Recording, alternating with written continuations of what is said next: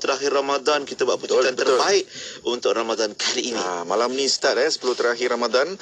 Jadi semoga diberikan kesihatan anda semua dan kita jadikan 10 terakhir Ramadan ni lebih baik daripada tahun lepas. Kita ingat-ingatkan satu sama lain lah, insya-Allah. Dan untuk Warna Pagi kita nak berehat seketika. Syafiq Saleh akan temankan anda untuk aspirasi 10.1 seketika nanti. Jumpa lagi esok dengan banyak lagi perkongsian menarik sehingga itu. Assalamualaikum warahmatullahi wabarakatuh. Ketahui bila segmen-segmen kegemaran anda akan ke udara di Radio IKIM. Layari www.ikim.my dan klik di ruangan radio.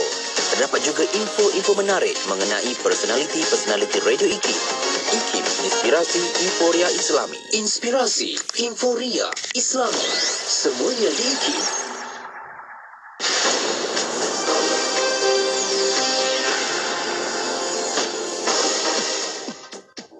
Bismillahirrahmanirrahim. Assalamualaikum warahmatullahi wabarakatuh dan salam sejahtera. Bersama saya Ahmad Nazari Muhammad Yusof dalam berita IKIM.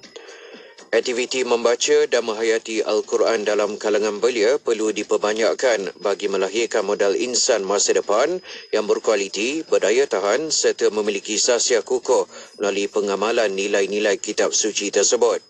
Perkara itu dinyatakan oleh Menteri di Jabatan Perdana Menteri Hal Ehwal Agama, Datuk Dr. Muhammad Naib Mokhtar ketika berucap pada majlis perasmian program Tadarus Perdana di Kuala Lumpur.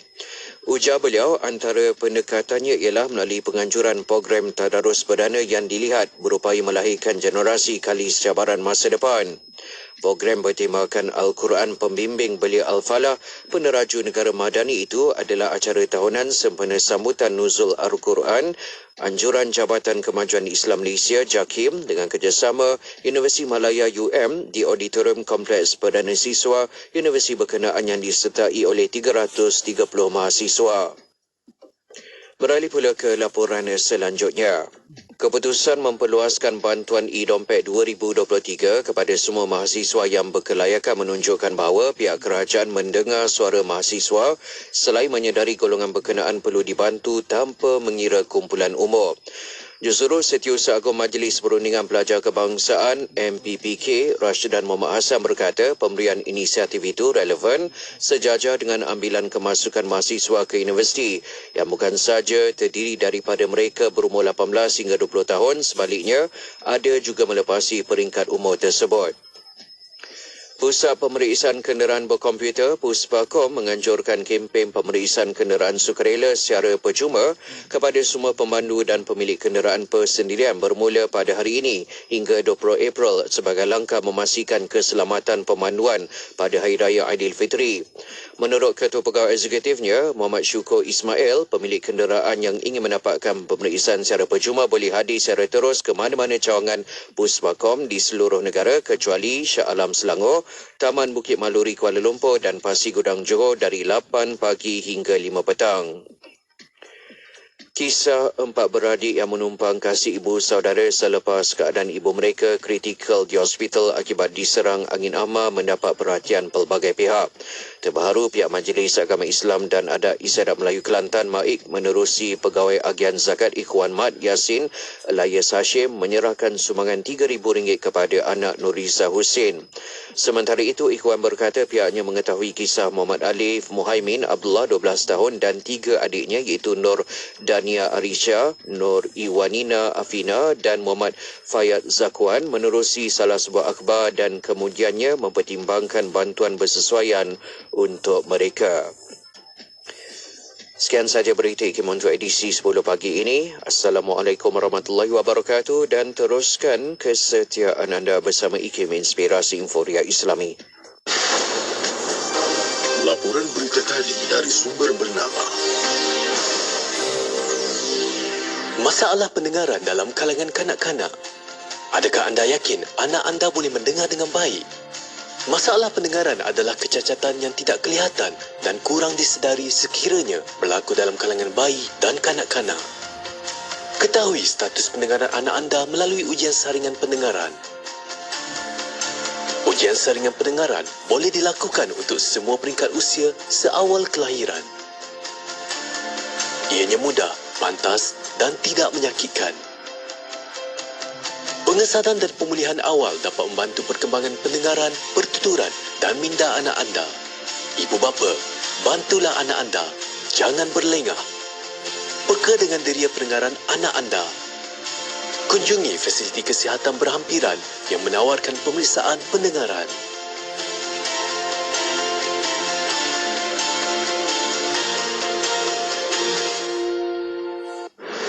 Kapsul masa.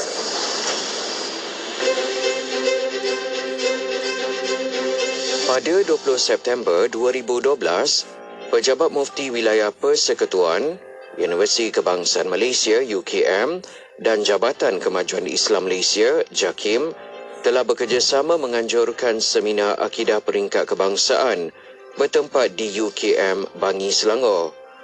Seminar ini bertemakan pemerkasaan pemahaman Ahli Sunnah wal Jamaah dihadiri oleh 250 orang peserta. Tujuan utama program ini adalah untuk memperkasakan kefahaman akidah Ahli Sunnah wal Jamaah serta menangani cabaran dan isu-isu semasa yang berkaitan dengannya. Bermula dengan ucap pertama dari ketiga-tiga penganjur, seterusnya majlis perasmian oleh Profesor Datuk Dr. Nur Azlan Ghazali, Timbalan Naib Chancellor Hal Ehwal Akademik dan Antarabangsa UKM. Seminar ini diisi dengan 10 pembentangan kertas kerja berkaitan isu-isu akidah dan berakhir dengan perasmian penutup oleh Profesor Dr. Muhammad Nasran Muhammad yang merupakan Dekan Fakulti Pengajian Islam UKM. Petikan fakta ini disediakan oleh Seksyen Dokumentasi dan Penerbitan Arkib Negara Malaysia.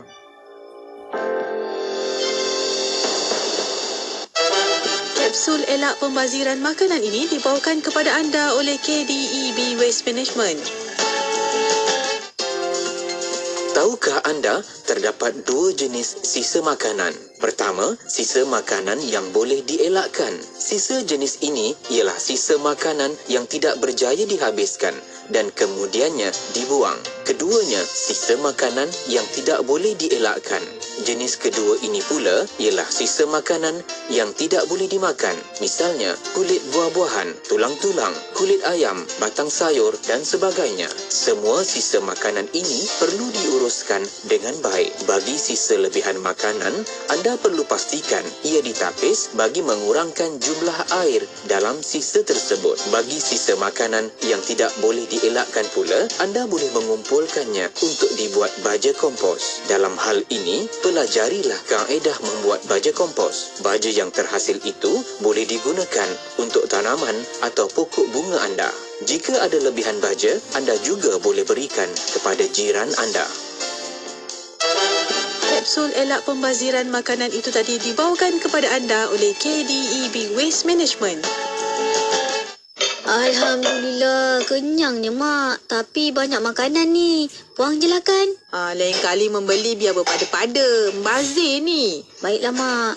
Dah, tolong mak kemas dan buang sisa-sisa makanan ni. Kalau boleh, kena asingkan plastik dan kertas sebelum buang ke dalam tong sampah. Oh iyalah, dengan cara ni kan memudahkan kerja-kerja pengutipan sampah oleh KDEB Waste Management kan? Ya, kita juga dapat menjaga alam sekitar daripada tercemar. KDEB Waste Management mengucapkan selamat berpuasa dan elakkan pembaziran makanan di bulan Ramadan ini.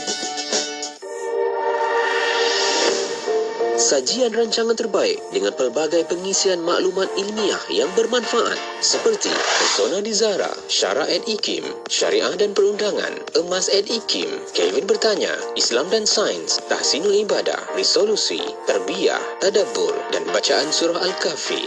Bersama Syafiq Saleh, hanya di IKIM, Inspirasi Inforia Islami.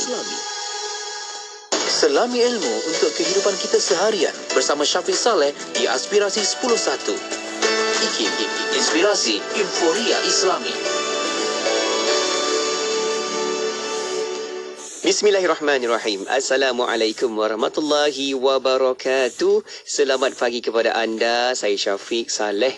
Buka tirai untuk pertemuan di Aspirasi 10.1 bagi edisi hari ini, hari Isnin, minggu yang baru, tarikh yang baru, 10 April 2023 bersamaan 19 Ramadan 1444 Hijriah. Terima kasih Lut dan juga Pia yang temankan anda untuk Warna Pagi IKIM. Masya Allah, meriahkan tadi dengan pengisian dari sekali warna pagi IKIM adanya tokoh Al-Quran yang berkongsi inspirasi. Masya Allah, sama-sama kita ambil panduan dan ambil semangat bulan Ramadan ni sebab bulan Quran. Sama-sama kita adaptasikan dalam rutin kehidupan kita. Okey, saya akan teruskan lagi untuk siaran kita selama 3 jam pertemuan ini sehingga jam 1 tengah hari nanti. Jadi, pastikan anda terus kekal bersama-sama untuk dengarkan perkongsian menarik. Jam 10.15 pagi ini, kita ada rancangan Persona di Zahra. Okey? Dan dalam bulan Ramadan ni, sentiasa kita ingat apabila kita lihat surah Muhammad ayat 33, di mana Allah berfirman yang maksudnya, wahai orang-orang yang beriman, taatlah kamu kepada Allah Subhanahu wa taala dan taatlah kepada Rasul Allah dan janganlah kamu batalkan amal-amal kamu. Sadaqallahul azim. Masya-Allah ayat ini sangat begitu ditekankan berkaitan dengan takwa dan iman kita kepada Allah, iman kita kepada Rasul Allah. Jadi sama-sama kita kekalkan lagi kebaikan, momentum semangat bulan Ramadan ini, sambil bekerja ke, sambil kita dekat rumah ke, apa sekalipun, pastikan amalan kita itu adalah amalan yang terbaik. Okey, jom kita nak berhibur seketika. Buka tirai bersama hiburan dari Zaufan, lagunya Bismillahirrahmanirrahim. Kekal di IKIM, inspirasi Inforia Islami. Bangun pagi, ucapkanlah Bismillah. Basah lidah, zikrullah, Bismillah. Suci hati, bersih diri, Bismillah. Mulakanlah segalanya, Bismillah. Bismillahirrahmanirrahim. Bismillahirrahmanirrahim. Bismillahirrahmanirrahim. Bismillahirrahmanirrahim. Gerak langkah, tutur kata, Bismillah. Belajarlah, bekerjalah, Bismillah. Bermainlah, beriadah, Bismillah. Mulakanlah segalanya, Bismillah. Bismillahirrahmanirrahim. Bismillahirrahmanirrahim. Bismillahirrahmanirrahim. Bismillahirrahmanirrahim. Alangkah beruntung jiwa bersama Allah. Hanya saja Engkaulah tempat kami berserah. Alangkah beruntung jiwa bersama Allah. Hanya saja Engkaulah tempat kami berserah. Engkau yang maha pengasih, Engkau yang maha pengasih, Engkau yang maha penyayang, Engkau yang maha penyayang.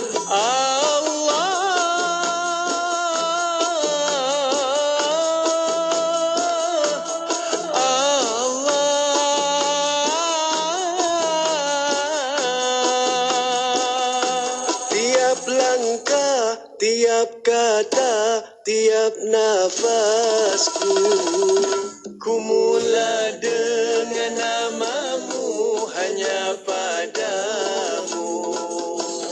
Bismillahirrahmanirrahim. Bismillahirrahmanirrahim.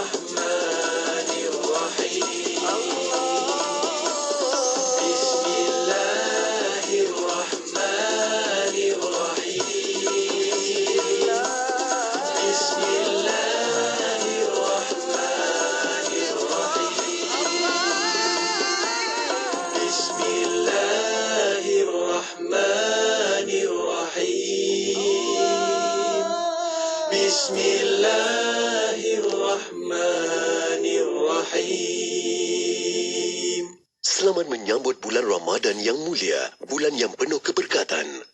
Ayo kita lipat gandakanlah rezeki kita di bulan yang mulia ini dengan menyumbang seikhlas yang mungkin kepada pembinaan Masjid Kampung Sungai Pusu Gombak Selangor di laman sesawang masjidsungaipusu.com atau terus ke akaun Bank Islam Jawatan Kuasa Pembinaan Masjid Yusof 1416-20110-00520. Jom berwakaf.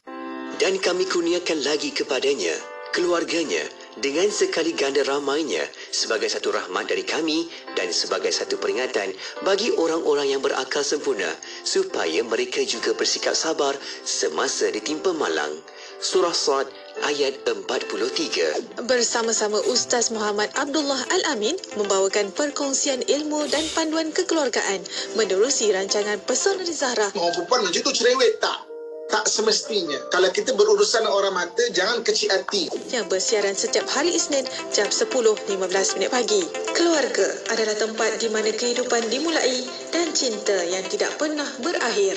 Pesona di Zahra, hanya di IKIM, Inspirasi Inforia Islami.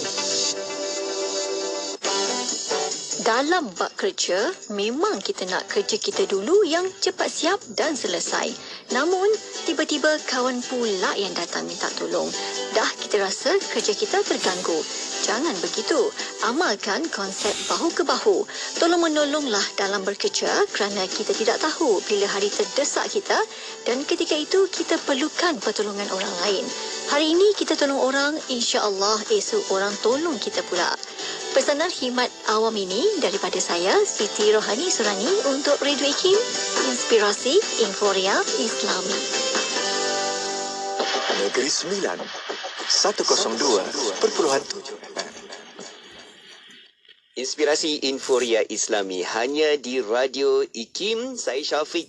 Terus teman-temankan anda di waktu ini menerusi Aspirasi 10.1 dan kita nak bawakan lagi kepada anda di minggu yang baru, tarikh yang baru, hari yang baru hari ini. Okey, penuh bersemangat kita bawakan lagi rancangan Pesona di Zahra pada pagi ini. Dan seperti biasa, anda boleh tonton rancangan ini di YouTube IKIM Media, juga di Facebook IKIM FM. Dan tak lain tak bukan, kita nak bersama-sama mendengarkan perkongsian bersama dengan tetamu kita iaitu Al-Fadhil Ustaz Muhammad Abdullah Al-Amin. Assalamualaikum Ustaz. Waalaikumsalam warahmatullahi wabarakatuh. Apa khabar kita? Alhamdulillah. Syukur Ustaz, Masya Allah. Kalau minggu lepas, siaran lepas, kita bersiaran bersama Ustaz berada di borderline antara negara Palestin. Kan? Kalau Ustaz boleh kongsikan tak Ustaz, macam mana situasi Palestin, sebab kita dapat juga info dekat dalam media Ustaz, sedang berlaku juga kan rejim Zionis ni, laknatullah ni, Allahu Akbar, mereka membuat kekasaran di Masjidil Aqsa. Ustaz, bagaimana situasi Ustaz? Kalau boleh ceritakan sikit. Okey, pertama sekali memang setiap bulan Ramadan akan berlaku ketegangan, terutamanya di Masjid Aqsa. Sebab itu apabila apa kita sebut mengenai masuk di bulan Ramadan, satu benda yang kita kena jangan lupakan, pertama doa, yang keduanya adalah persediaan kita untuk bantu ke Masjid Al-Aqsa. Sebab memang dia akan berlaku setiap tahun. Saya memang bila mula sama-sama terlibat dengan bantuan kemanusiaan kat Al-Aqsa, itu antara benda yang kita fokuslah. Bantuan bulan Ramadan, yakni bantuan mengenai ketegangan di Al-Aqsa tu. Jadi bila berlaku begitu, kita tengok orang kena tangkap, ada orang kena tembak dan sebagainya kan. Yang paling cabarannya bukan saja yang kena tangkap itu, tetapi apabila yang kena tangkap tu ketua keluarga. Jadi ketua keluarga yang menafkahi keluarga, jadi maknanya bila keluarga tiba-tiba tak ada, jadi orang bukan buat salah, tengah sembahyang dalam Masjid Al-Aqsa, tengah beribadah, tiba-tiba orang maknanya provokasi, mestilah secara kemanusiaan kita akan cuba mempertahankan diri kita, jadi kita tutup pintu. Jadi itu dianggap sebagai satu kekasaran, maka tiba-tiba kena tangkap. Jadi keluarga-keluarga yang susah ini antara yang maknanya kita perlu doakan, bantu yang semampu boleh. Kalau dia kata mereka tu ketua keluarga tak ada, nanti mungkin cukai rumah tak boleh nak bayar, jadi rumah atau penempatan tu boleh kena rampas, dan memang itu dah Yahudi, memang tunggu masa je lah. untuk merampas benda macam tu sebenarnya. Allah, insyaAllah Ustaz. Kita sama-sama doakan kan Ustaz, semoga Allah hancurkan rejim Zionis ni dan Allah memenangkan Islam dan juga kaum muslimin kita ini insyaAllah. Baik Ustaz, kita nak teruskan untuk perkongsian kita Ustaz. Pada kali ini fokus kita masih lagi untuk terus kita mengenal watak, dan pada kali ini kita nak zoom in cerita tentang aplikasi watak. Ini penting Ustaz. Bagaimana kita nak apply dalam kehidupan kita, jumpa orang ramai dan juga dalam keluarga kita jumpa adik-beradik, mak ayah, semua ada watak yang tersendiri. Bagaimana kita nak seiringkan, seimbangkan, serasikan? Jom Ustaz, kita mulakan sedikit mukadimah Ustaz, silakan. Okey, bismillahirrahmanirrahim. Terima kasih kepada DJ Ustaz Syafiq, kepada seluruh ibu-ibu, akak-akak, ayah-ayah, serta abang yang saya sayangi dan saya doakan kebaikan sekalian. Okey, kita telah belajar watak. Sekarang kita nak masuk kepada aplikasi kepada watak tu. Terutamanya kita kejap lagi, tak lama lagi akan raya, dan raya akan berhimpun. Maksudnya keluarga, jumpa sepupu, sepapat, jumpa ipar, duai dan sebagainya. Kita akan berjumpa. Jadi macam mana bila kita berjumpa tu, kita apa benda yang kita perlu faham dan kita cuba aplikasikan daripada apa yang kita belajar sepanjang awal tahun ini, baru ini, adalah bagaimana kita melihat kerencaman pelbagai-bagai watak ni dalam keluarga kita. Okay, sebagai contoh, nanti akan ada abang kita ke yang orang telinga yang agak tersusun kan, mungkin dia akan rasa serabut pada anak-anak buah yang bising, bersepah ramai ke apa semua. Jadi maknanya bila dia mungkin marah, jadi at least kita faham why, kenapa dia marah. Tak ada kita kata come on relate hari raya kot apa nak marah-marah kan. Tapi ada orang yang memang dia akan mudah sensitif pada benda itu sebab dia orangnya tersusun, teratur. Sekali bila tengok ramai-ramai bersepah, dia tak boleh terima. Jadi kita tengok, ni orang telinga. Jadi kita akan bermula dengan berlapang dada dulu. Baru kita buat tindakan. Taklah kita ada respon yang mungkin kita kecil hati ataupun menyebabkan dia kecil hati. Kita tengok orang hati dalam keluarga kita contohnya kan. Bagaimana orang hati ni, dia disebut juga sebagai people oriented. Dia suka beramai-ramai, suka maknanya bersama-sama, kebersamaan. Tetapi orang hati ni biasanya dia buat satu benda, dia juga mengharapkan orang buat benda yang sama pada dia. Contoh macam dia suka tolong orang, mana agak hidang, tapi dia berharap orang lain pun faham lah macam mana dia faham. Tolong hidang juga apa semua, dia semua buat tak tahu je kan. Jadi akan boleh terasa hati kan. Orang mata terkenal dengan respon spontan dia. Dulu kan. Jadi bila kita faham yang jenis macam ada orang mata yang respon spontan, kita diamkan dulu. Sebelum kita bagi respon kan. Orang akal terkenal dengan mulut sinis dia. Kan? Sinis maksudnya mulutnya agak tajam kan. So maksudnya kalau kita ada orang yang memang bertanya soalan-soalan yang mungkin pada kita tak sepatutnya tanya kan. Kau ni dah kahwin ni, bila dapat anak itu cukup sensitif bagi orang yang dah kahwin tapi maksudnya mungkin tak ada rezeki lagi untuk anak. Tapi kalau orang akal mungkin nak tanya macam tu, kenapa, salah ke kan? Maksudnya kita akan berlebih berlapang dada. Okey. Jadi yang kita nak cerita pada hari ini adalah sebenarnya macam mana kita nak mengekalkan, dalam bahasa Arab kita panggil istiqamah. Dalam bahasa Inggeris dia kita panggil konsisten kan. Mana konsisten kan kepada satu benda yang maknanya satu tabiat yang baik dalam hidup kita. Okey. Kita tengok dalam Islam dia ada tiga step dia untuk satu orang tu membina benda baik dalam hidup dia.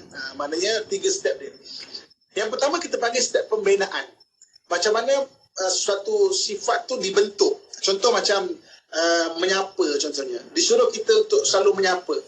Kan? Maknanya menyapa dengan cara yang baik. Diselaraskan satu dunia, kita menyapa dengan ucapan Assalamualaikum.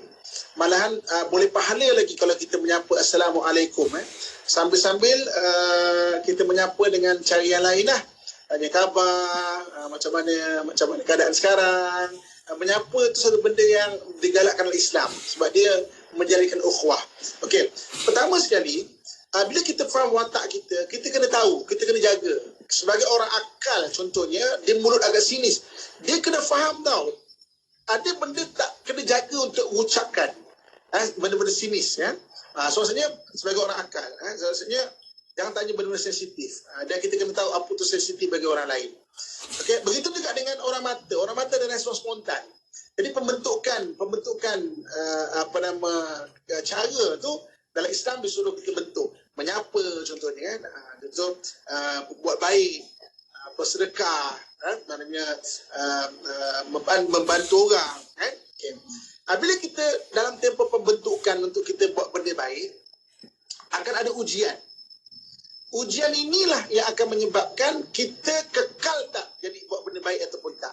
Orangnya jadi tak tabiat. Contoh macam kita nak buat benda baik, kemudian kita tidak dibalas dengan benda baik. Itu ujian dia. Maknanya kita menyapa orang baik, orang sindir kita pula. Adakah kita nak terus untuk mengekalkan tabiat itu? Jadi maknanya step pertama dia adalah kita pembentukan, kemudian akan datang ujian. Ujian tu akan membentuk kita ni. Step kedua iaitu kita dapat tak hasil dia. Step kedua hasil untuk kita bentuk tabiat itu. Tabiat sebagai orang yang baik kita cerita maksudnya menyapa ke ataupun kita menolong orang ke, kita bersedekah ke, kita bantu orang ke, akan ada ujian. Tak ada benda baik yang tak ada ujian. Saya nak cerita sikit dekat DJ Syafiq. Okay. Dengan izin Allah Subhanahu Wa Taala, saya daripada muda, sekarang pun muda lagi tu. Cik, kan? Semangat ustaz tu muda. Wow. Allahu Akbar. Daripada sudut pembentukan kan, kadang-kadang disuruh untuk bantu orang. Jadi maknanya dengan izin Allah Subhanahu Wa Taala, daripada kecil saya sukalah sebenarnya nak bantu orang sana sini. Lepas tu kita ada rumah HIV Muslim, kita ada rumah anak yatim, kita ada sekolah tahfiz dengan izin Allah Subhanahu Wa Taala, alhamdulillah. Tapi sebenarnya nak buat benda baik ni bukan mudah. Banyak halangan-halangan ataupun ujian-ujian yang datang yang menyebabkan kita nak dapat bentuk benda tu sebagai tabiat. Terlalu banyak. Terutamanya kalau orang buat benda baik ini, kadang-kadang dia akan mengharapkan aku buat benda baik, mestilah orang akan bantu. Tak. Tak semua orang akan bantu kalau kita nak buat benda baik. Itu ujian datang. Jadi bila kita faham benda tu, okey, tak semua orang akan bantu, maka terbentuklah untuk kita tabiat itu. Satu hari kan DJ Ustaz Syafiq, saya ada waktu tu saya tengah nak buat rumah maknanya anak yatim kita. Jadi maksudnya kita nak beli tanah. Kan? Mewawarkan untuk beli tanah. Kemudian apabila dah dapat satu tanah tu, maknanya nak bayar dia, bantu ujian yang lain-lain lah, urusan dan sebagainya. Waktu tu dia bawa rombongan pergi Palestin. Okay? First, antara awal-awal saya pergi Palestin, saya jumpa satu orang syekh, saya jumpa satu orang ulama ni. Itu satu kisah yang bagus untuk kita renungkan. Jadi saya pun dah berbual, dia pun tanya kau buat apa kat Malaysia, saya pun ceritalah, alhamdulillah ada sekolah tahfiz, ada rumah anak yatim. Tapi kadang-kadang ujian tu maksudnya menyebabkan saya rasa macam susah lah, maknanya berat hati saya tu. Mungkin saya anggap orang tak bantu saya dan sebagainya kan. Maknanya saya anggap begitu. Imam tu atau syekh tu tanya soalan pertama dia. Soalan pertama dia kata, siapa suruh kau buat? Kau susah kan nak buat benda baik ni. Siapa suruh kau buat? Siapa suruh kau buat? Kan? Saya kata, ada tak mak kau suruh buat? Saya kata tak ada. Ada tak bapak kau suruh buat? Tak ada. Ada tak siapa-siapa paksa kau buat? Tak ada. Kalau tak ada siapa suruh buat, siapa yang suruh kau buat? Saya pun katalah, saya sendirilah nak buat. Kalau kau sendiri yang nak buat dan kau susah, tak ada siapa pun suruh dan paksa kau buat, padanlah muka kau. Padan muka kau. Stepek tu. Saya pun tersentak juga tau. Apalah imam ni kan. Kita ni dah lah, dah yatim, tak ada bapak, tak mengadu, tak ada siapa. Jumpa tu imam dengan imam Syekh ni mengadu, dia cakap macam gini pula. Jadi saya kata tak ada siapa buat kan. Padanlah muka kau. Padanlah muka kau. Tak ada siapa kau suruh. So jangan kau mengeluh lah. Tak ada siapa kau suruh pun. Saya pun fikir betul juga. Satu side betul juga. Tak ada siapa suruh kita buat benda baik. Kan? Tak ada siapa suruh paksa kita. Tiba-tiba kita tak dapat seperti mana yang respon yang kita harapkan. Padanlah muka kita. Okey. Okey. Kemudian dia tanya soalan kedua. Okey. Kalau andai kata tak ada siapa suruh kau buat dan kau susah sekarang ni, aku nak tanya kau soalan kedua. Soalan kedua pula, kenapa kau buat? Kenapa? Why? Kenapa kau buat?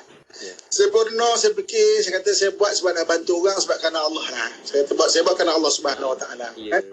Anak yatim, kita ada rumah HIV waktu tu kan, memang insya-Allah lah. Mudah Allah kekalkan keikhlasan memang kerana Allah. Kan? Lepas tu dia kata apa? Kalau tak ada siapa suruh kau buat, kau susah pada muka kau. Okey? Tapi kalau kau buat tu kerana Allah, maka kau kena ingat, maka Allah lah yang akan bantu kau. Kan? Perkataan ini saya ingat sampai sekarang. Sebab tu saya nak kongsikan cerita ni supaya apa tahu, dalam pembentukan kita nak buat baik, sebenarnya kita fikir pertama ada siapa suruh kita buat baik kan? Tak ada siapa yang suruh kan? Maksudnya kalau ada kata kita nak buat benda baik, ada orang yang kadang-kadang nak hantar bantuan banjir ke apa semua, tiba-tiba orang mengata dia, orang kutuk dia kan, orang cakap dia ada kepentingan ke apa semua kan. Dan jadi dia pun sedih. Dia sedih, saya suka tanya benda sama. Saya kata siapa suruh buat? Dia kata tak ada siapa. Tak ada siapa, padanlah muka. Yang keduanya, kenapa buat? Kalau buat kerana Allah, kalau kita buat kerana Allah, Allah yang akan bantu urusan kita tu. Okey, balik kepada cerita pasal watak ni kan. Jadi bila kita membentuk bagaimana nak menjadi seorang yang baik, kita cerita baik kan, bermanfaat kepada orang lain. Tak ada siapa suruh kita buat. Kita sendiri suka nak jadi baik. Kan? Maka kalau andai kata dapat respon itulah ujian. Respon itulah ujian kepada diri kita. Dapat respon yang tak bagus, pertama kita kena tahu bahawa respon ni memang tidak seperti mana kita harapkan. Dan manusia depan kita tak sama. Kan? Contoh macam kita buat baik, itu pada takrifan kita buat baik. Kan? Tak semestinya takrifan kita buat baik itu adalah buat baik di sisi orang lain juga. Sebab kadang-kadang bila kita buat baik di sisi orang lain, mungkin dia rasa kita mengganggu dia. Contoh hari ni, kita dengan anak saudara kita rasa kita nak tegur dia sebab aurat dia. Dan kita sebagai bapa saudara ke apa, kita kena tegur anak saudara kita. Kita rasa kita berbuat baik sebab menegur amar makruf nahi mungkar. Betul. Bagi anak saudara kita, penerimaan dia mungkin tidak seperti mana niat baik kita. Kita niat nak tegur untuk dia jadi lebih baik. Bagi dia menyebuklah Pak Ngah ni, menyebuklah Pak Uda ni, menyebuklah Pak Long ni. Bagi dia menyebuk. Kan? Jadi dia tak suka. Jadi mungkin respon dia tu pada kita menyebabkan kita tu kecewa. Dan tak terbentuklah, malas aku dah menegur. Menegur pun jadi jadi bukan jadi lebih baik pun. Kan? Kan? Menegur pun bukan jadi lebih bagus pun, lagi kena kata kan. Jadi maknanya apabila ujian tu memberi stop kita buat benda baik, maka kita takkan terbentuklah tabiat untuk buat benda baik tu. Jadi benda baik ni dia akan datang ujian. Kan, kalau kita nak buat baik ke apa semua, dan takrifan orang pada satu benda tu baik tu tak sama. Orang ada orang mata, orang telinga, orang hati. Contoh kan, takrifan sayang tak sama setiap orang. Bagi orang mata, bagi orang akal, bagi orang telinga, sayang adalah makro. Sayang adalah sediakan rumah, kita itulah sayang. Bagi orang hati, sayang adalah mikro. Sayang itulah pegang-pegang tangan, love you, kan? Jadi maknanya, abang tak sayang saya ke? Kenapa? Tak pernah pun ucap love you kat saya. Saya sediakan rumah, kan bukti saya sayang. Kan? Tapi takrifan sayang pun berbeza. Jadi itu yang kadang-kadang, bila kita nak buat baik, takrifan tu berbeza, kita kecewa. Tapi jangan sampai kecewa tu sebagai ujian menyebabkan kita stop untuk buat baik. Sebab buat baik tu dia step pertama pembentukan, step kedua ada hasil pembentukan. Maknanya hasil yang dapat jadikan sebagai tabiat kita lah. Okey. Untuk step ketiga dia, kita berhenti rehat sebentar. Nantikan kan, masya-Allah. Kan suspend betul lah Ustaz. Cewa. Okey, kita akan sambung lagi Ustaz bagaimana kita nak faham kan bila kita ada buat satu pemberian dan respon ataupun perangai, sikap, tabiat, semua itu akan bermain dengan rencah-rencahnya kan. Dan saya pun terfikir betul lah Ustaz, kadang-kadang orang expectation orang ni pun kadang-kadang kita bertanya, kita harap orang bagi jawapan macam ni tapi tiba-tiba salah jawab pun terasa di hati. Jadi semua tu kita kena rencahkan betul-betul kan, masya-Allah, sebab semua manusia tak sama kan, cara dia bercakap, perasaannya, emosinya semua bermain. Baik, kita akan bincang lagi selepas ni bagaimana pula nanti. Okey, kita berehat seketika, jangan ke mana-mana, buat anda kekal bersama IKIM, Inspirasi Inforia Islami. Al-Imam An-Nawawi rahimahullah. Beliau ialah Muhyiddin Abu Zakaria Yahya ibn Shirf An-Nawawi. Beliau lahir di Damsyik, Syam pada bulan Muharram tahun 631 Hijriyah. Sebagaimana imam-imam yang lain, Imam Nawawi menghafaz Al-Quran sejak kecil. Setiap hari beliau mempelajari sebanyak 12 mata pelajaran dalam pelbagai jurusan ilmu agama. Imam Nawawi terkenal sebagai seorang yang mendalami ilmu hadis dan ilmu fiqh. Apabila disebut Asy-Syaikhain dalam mazhab Syafi'i, ia merujuk kepada beliau dan juga Ar-Rifa'i. Antara karangannya yang terkenal termasuklah Syarah Sahih Muslim, Riyadhus Salihin, Al-Arba'in, Majmu' Syarah Al-Muhadzab dan banyak kitab besar yang lain. Imam Nawawi dikenali sebagai ulama yang wara', tekun beribadah, bersikap benar, jujur dan tidak takut kepada sesiapa selain Allah Subhanahu wa taala. Beliau menulis beberapa surat dan sering menasihati Sultan Al-Malik Al-Zahir, pemerintah pada ketika itu. Imam Nawawi meninggal dunia pada 27 Rejab tahun 676 Hijriyah. Meskipun meninggal dunia pada usia yang muda, iaitu sekitar 45 tahun, beliau berjaya menghasilkan karya-karya besar yang menjadi rujukan ulama sejak dahulu sehingga kini. Sumbangan besarnya kepada agama dan umat Islam sentiasa menjadi sebutan dan sanjungan. Petikan daripada buku Khilafiyah, Persoalan dan Penjelasan, tulisan Ustaz Muhadir Haji Jol. Ikuti perkembangan terkini Radio IKIM di Instagram. Anda boleh type ikim.my dan follow. Jangan lupa untuk pasang notifikasi supaya tidak terlepas cerita terbaru Radio IKIM. IKIM, inspirasi Inforia Islami. Semestinya di IKIM Inspirasi Inforia Islami. Syukur saya Syafiq masih lagi bawakan kepada anda rancangan Pesona di Zahra. Boleh sama-sama tonton sekarang di YouTube IKIM Media dan juga di Facebook IKIM FM. Kita nak sama-sama bawakan perkongsian dari Al-Fadhil Ustaz Muhammad Abdullah Al-Amin. Masya Allah, Ustaz kita masih lagi berada di ruangan platform ini untuk kongsikan lagi Ustaz. Kita bincang-bincang berkaitan dengan tajuk aplikasi watak. Jom Ustaz kita sambung lagi Ustaz. Yang ketiga tu apa? Okey, silakan. Okey. Jadi bila kita nak maknanya dalam kita berbuat baik pertama sekali dia ada fasa, ada pembentukan, takwin kita panggil pembentukan satu benda tu. Jadi bila kita membentuk satu benda tu akan datang ujian, saya sebut ujian tu akan menentukan dia jadi tabiat pada kita ke tak buat baik tu. Jadi maksudnya sebab tu jangan mengalah pada buat baik ni. Kalau kita buat baik, ujian datang, macam contoh nanti Syafiq tadi sebut, kita bercakap mengharapkan orang balas dengan cara yang baik, tiba-tiba orang kan tak sama. Maka dia menjawab benda tu menggoda hati kita. Dia pula macam tu pun sensitif ke? Dia pula pada dia tak ada pada dia tak ada apa-apa pun. Macam tu pun sensitif ke? Dia tak rasa apa pun. Dia maksudnya itu indahnya manusia di sekeliling kita. Kadang-kadang kita berselisih faham kerana sebab-sebab yang maknanya boleh diselesaikan dengan kita memahami watak-watak satu orang tu. Takrifan takkan sama. Takrifan baik satu orang takkan sama. Takrifan apa lagi? Maksudnya ialah macam tadi sayang takkan sama setiap orang tu. Itu yang berbeza kadang-kadang.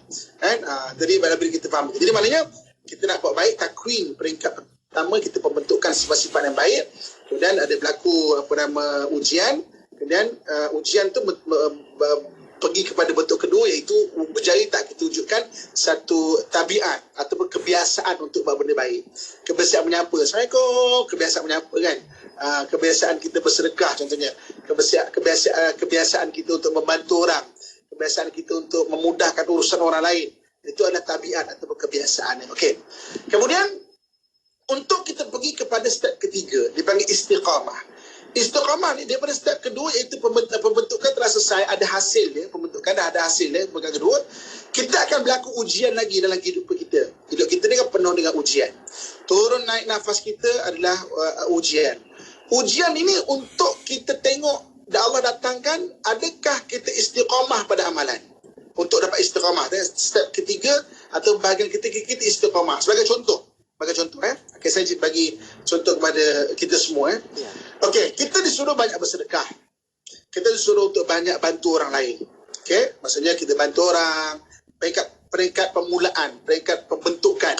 Maka datang ujian, tapi kita berjaya melepasi ujian tu, terbentuk kita ni suka sifat bantu orang lain. Okay, berlalu masa, berlalu umur kita, kan? Kita akan diuji dalam bantu orang itu. Kita akan diuji sampai satu masa, terutamanya setelah kita berlalu umur lah. Saya suka letakkan benchmark umur 40 tahun. Setelah umur kita 40 tahun, kita akan berlaku satu perubahan cara kita memandang. Alah, aku bantu orang lain tak pernah membantu aku. Aku bantu orang lain, kita bantu ni adalah kita secara sukarela. Jadi satu kewajipan pula. Kita tak dapat bantu, dimusuhi pula kita. Kan? Kita bantu tu jadi kewajipan pula. Kita bantu orang sukarela. Tapi maknanya dengan kita bantu tu seolah jadi kewajipan kita pula. Seolah. Kalau kita tak bantu dia macam salah kita. Jadi jahat pula kita pula.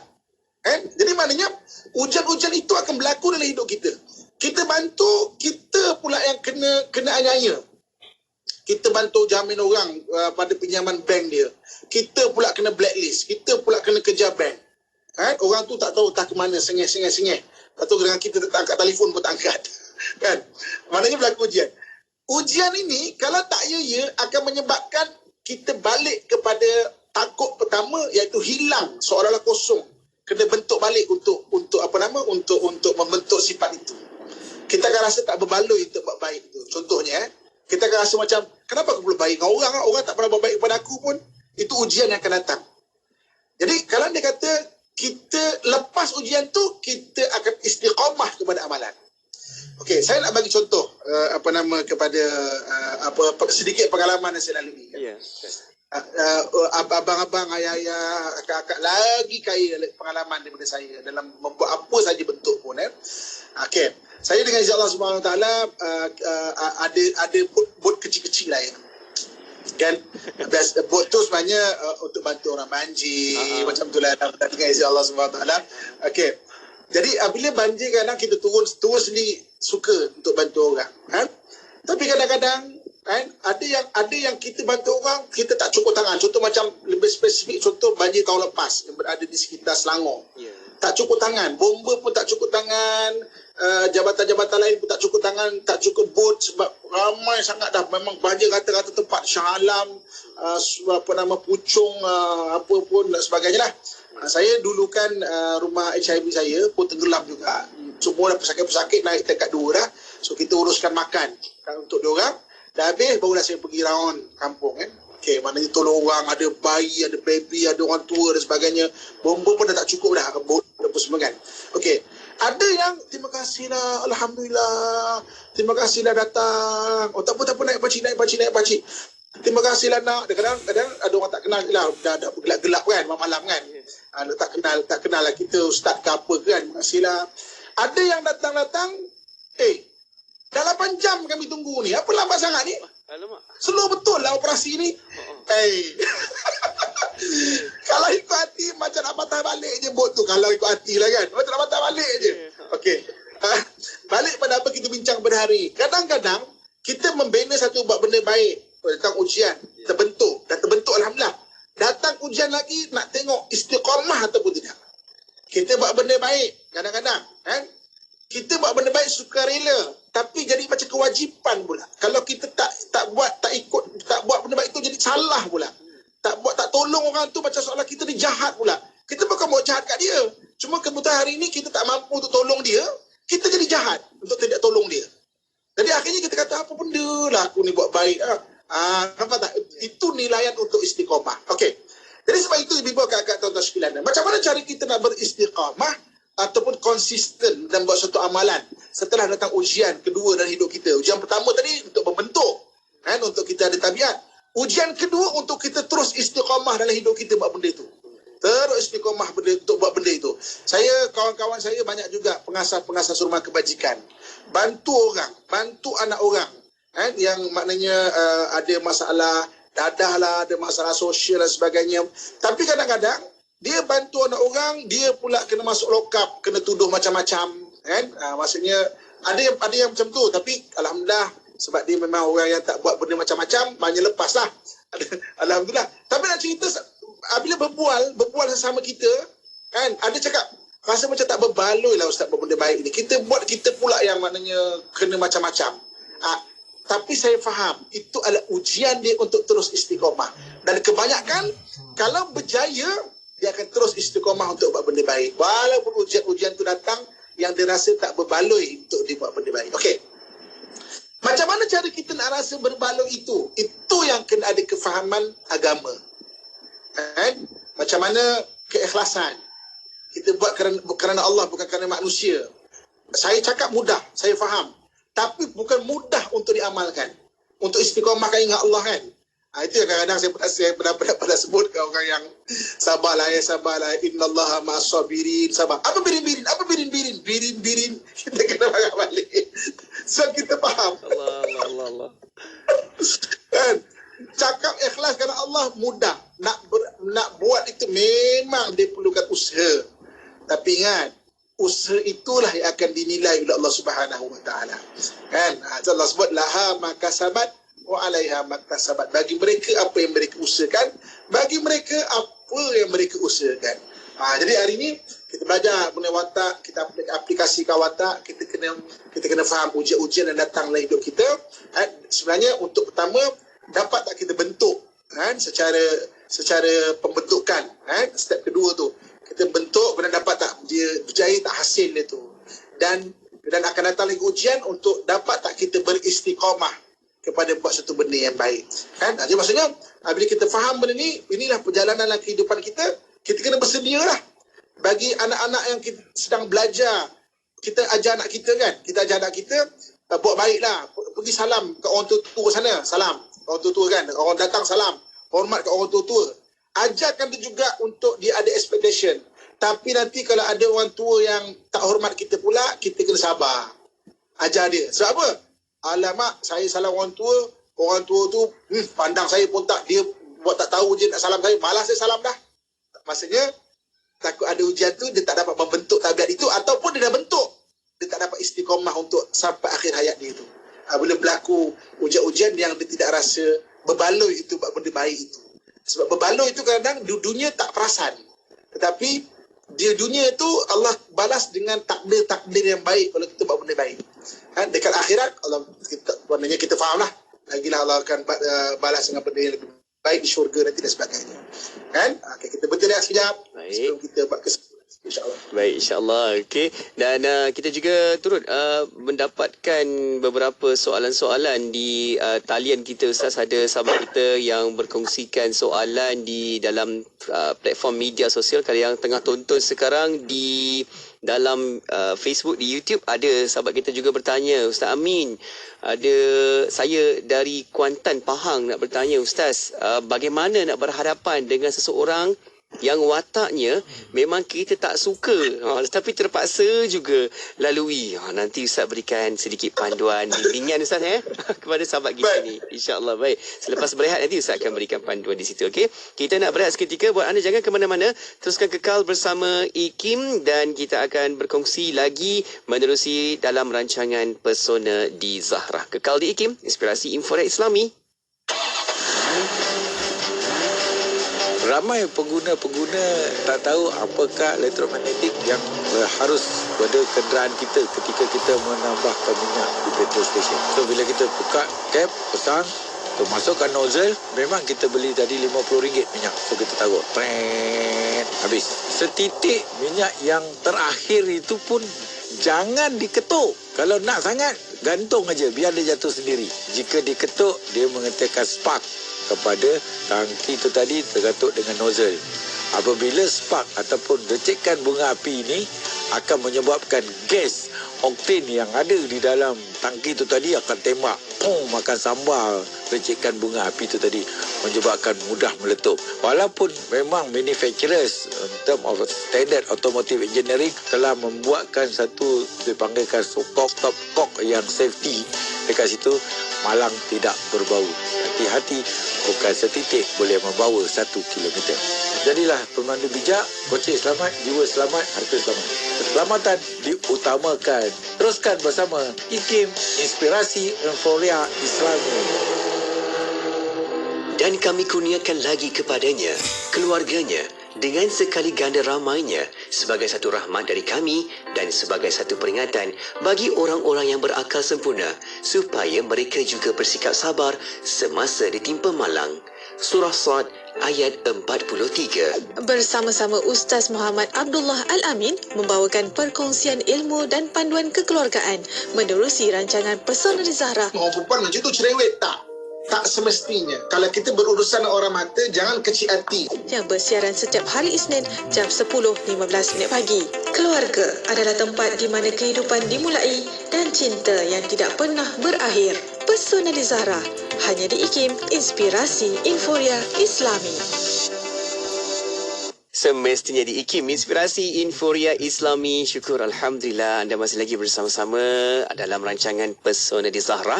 Saya Syafiq Saleh. Kita bawakan pertemuan ini bersama dengan tetamu kita iaitu Al-Fadhil Ustaz Muhammad Abdullah Al-Amin. Kita bincang-bincang dalam tajuk aplikasi watak. Sebelum kita berehat tadi, kita ada soalan dari sahabat pendengar kita yang bertanya, Ustaz Amin, saya Amir dari Kuantan, Pahang, nak tanya Ustaz, bagaimana nak berhadapan dengan seseorang yang wataknya memang kita tak suka tetapi terpaksa juga lalui.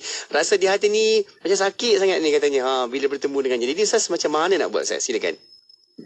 Okey, dalam kita berhubungan ataupun kita bermuamalah ataupun kita berinteraksi dengan orang sekeliling kita, kita tak akan mampu ubah orang. Kita tak akan mampu ubah orang. Kalau orang tu katakanlah memang mulutnya macam tu, kita boleh tegur dia, tapi tak boleh sekelip mata kita boleh ubah dia. Yang kita mampu ubah adalah diri kita. Macam mana cara kita merespon satu benda itu. Kalau kita ada expectation, okey. Bila kita ada expectation, kita kata macam saya tak suka. Kita ada kita punya rule kita ni dalam otak kita ni, kita akan setting berbagai-bagai peraturan dalam otak kita tau. Okey. Peraturan tu datang daripada diri kita, daripada apa semua. Contoh macam biasa tak dengar, aku pantang betul lah hidup aku ni orang menjerit-jerit. Sebab kita set kat rule kita, orang menjerit-jerit adalah orang jahat. Dan bila kita bertemu dengan orang menjerit-jerit, kita akan terus bagi respon. Oh, ini orang jahat. So, respon kita tu apa? Tu kadang-kadang bila respon kita tu tak matang, dia akan memburukkan lagi keadaan. Kita tak akan mampu ubah orang. Jadi kita punya peraturan dalam otak kita ni, kita punya rule dalam kita punya minda kita tu, kita kena jaga. Kena fleksibel sikit. Contoh kita gini, okey, saya pantang betul orang menipu, contoh kan. Okey. Ya, memang keliling kita penuh orang menipu. Tapi ada kadang-kadang orang menipu tu kita boleh tengok adakah dia boleh dimaafkan, dibetulkan, ataupun memang dia perlu dihukum, adakah dia boleh dimaki. Dan setiap kali orang menipu kita, kita rasa kita nak maki semua orang contohnya. Apakah itu pendekatan dia? Dan kita takkan mampu ubah orang. Satu lagi itu benda, Allah akan datangkan ujian kepada kita, benda yang kita lemah, bukan dengan benda yang kita kuat. Kalau kita punya pantang kalau orang menjerit-jerit, akan datang selalu orang menjerit-jerit depan kita. Percayalah dekat saya. Supaya kita ni nak betul fleksibel. Allah akan datangkan ujian pada kita, bukan yang kita kuat, tapi benda yang kita lemah. Betul. Kalau kita pantang kita, orang tarik muka kat kita, kita akan jumpa selalu orang tarik muka depan kita. Biar kita akan rasa sensitif. Jadi kita akan belajar untuk mengawal kita punya diri. Jadi maksudnya kita takkan mampu ubah orang, kita mampu ubah diri kita. Mampu ubah diri macam mana? Cara kita punya respon. Jangan ada respon spontan, tapi benalah respon matang. Beza kan? Respon spontan dan respon matang dia berbeza. Kita akan bincangkan nanti lebih detail pada akan datang. Jangan ada respon spontan. Dulu nak kena lesing kan, jangan